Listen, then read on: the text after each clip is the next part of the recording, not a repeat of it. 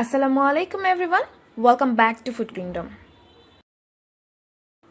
আমাদের আজকের রেসিপি হচ্ছে কলার মোচা পরিষ্কার থেকে শুরু করে কলার মোচা দিয়ে কিভাবে বড়া তৈরি করা যায়।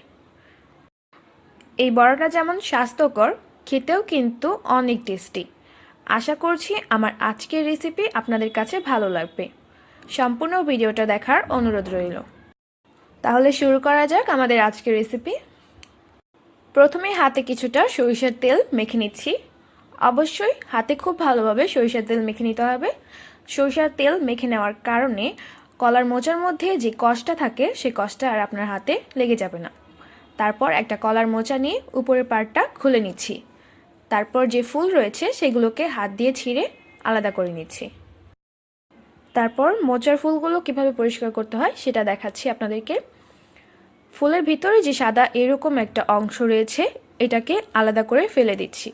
অবশ্যই এটাকে ফেলে দিতে হবে, কারণ রান্নার সময় কিন্তু এই অংশটা সেদ্ধ হয় না।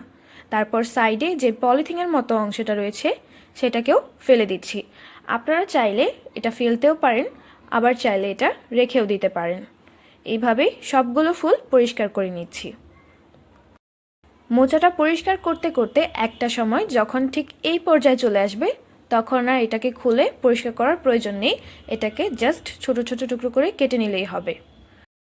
মোচাটাকে যে ছুরি দিয়ে কাটবো সে ছুরির মধ্যেও কিছুটা তেল মাখিয়ে নিচ্ছি, যাতে মোচার কষটা ছুরির মধ্যে লেগে না যায়। তারপর এই মোচাটাকে ছোট ছোট টুকরো করে কেটে নিচ্ছি। তারপর এই ছোট টুকরোগুলোকেও আরেকটু ছোট করে কেটে নিচ্ছি। এই কাজটা আপনারা বটির সাহায্যেও করতে পারবেন, তবে খেয়াল রাখতে হবে অবশ্যই কিন্তু বটির মধ্যে তেল মাখিয়ে নেবেন। তারপর আমরা যে মোচার ফুলগুলোকে পরিষ্কার করে রেখেছিলাম সেগুলোকে এখন ছোট ছোট টুকরো করে কেটে নিচ্ছি। আপনারা আপনাদের প্রয়োজন অনুযায়ী কেটে নেবেন। আপনারা যদি অন্য কোনো আইটেম বা তরকারি তৈরি করেন তাহলে অন্য সাইজে কেটে নেবেন। যেহেতু আজকে আমি আপনাদেরকে কলার মোচা দিয়ে বড়া তৈরি করে দেখাবো, তাই এইভাবে ছোট ছোট টুকরো করে কেটে নিচ্ছি। মোচাটা কাটার পরপরই কিন্তু অবশ্যই পানির মধ্যে ভিজিয়ে রাখতে হবে, না হলে কিন্তু কালো হয়ে যাবে। তারপর আপনারা যে কিছুই তৈরি করেন না কেন সেটা দেখতে একদমই ভালো লাগবে না। এবার খুব ভালোভাবে কলার মোচাগুলোকে ধুয়ে নিচ্ছি। তারপর একটা স্ট্রেনারের উপরে রেখে পানিটাকে ঝরিয়ে নিচ্ছি। এবার কলার মোচাগুলোকে একটা বোলের মধ্যে নিয়ে নিচ্ছি। তারপর লবণ দিয়ে দিচ্ছি 1 চা চামচ পরিমাণে। আপনারা স্বাদ মতো লবণ ব্যবহার করবেন। লবণ দেওয়ার পর কলার মোচাগুলোকে খুব ভালোভাবে কচলে নিচ্ছি। তারপর এখানে অ্যাড করে দিচ্ছি 1/2 কাপ পরিমাণে পেঁয়াজ কুচি। কাঁচামরিচ কুচি দিয়ে দিচ্ছি 3 থেকে 4টা। ঝালটা আপনারা আপনাদের টেস্ট অনুযায়ী বাড়িয়ে অথবা কমিয়েও নিতে পারবেন।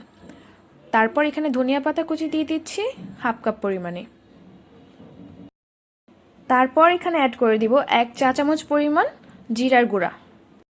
আপনারা চাইলে এখানে সামান্য পরিমাণ হলুদের গুঁড়ো ব্যবহার করতে পারবেন। এবার সব কিছুকে একসাথে মিশিয়ে নিচ্ছি। মেশানো হয়ে গেলে এখানে অল্প অল্প করে চালের গুঁড়া অ্যাড করে দিব।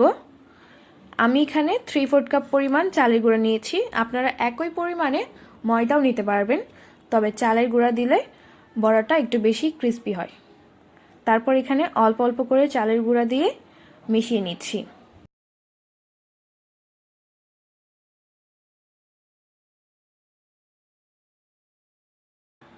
আমার মিশিয়ে নেওয়া হয়ে গেছে। আপনারা কিভাবে বুঝবেন যে মিশিয়ে নেওয়া হয়ে গেছে সেটা এখন দেখাচ্ছি। যখন এইভাবে ঠিক এরকম একটা চপের শেপ দেওয়া যাবে তখন বুঝতে হবে যে মিশিয়ে নেওয়া হয়ে গেছে। তখন ময়দা অথবা চালের গুঁড়া অ্যাড করে দেওয়া বন্ধ করতে হবে। এখন বড়াগুলো ভাজতে চলে যাব।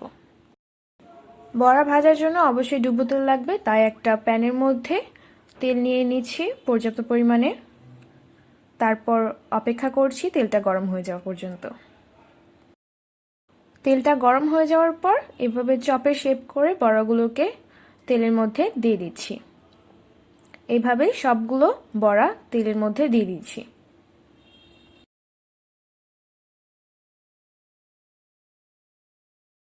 কিছুক্ষণ পর যখন এক পাশ গোল্ডেন ব্রাউন কালার হয়ে যাবে তখন উল্টে দিচ্ছি। তারপর অপেক্ষা করছি আরেক পাশ গোল্ডেন ব্রাউন কালার হয়ে যাওয়া পর্যন্ত।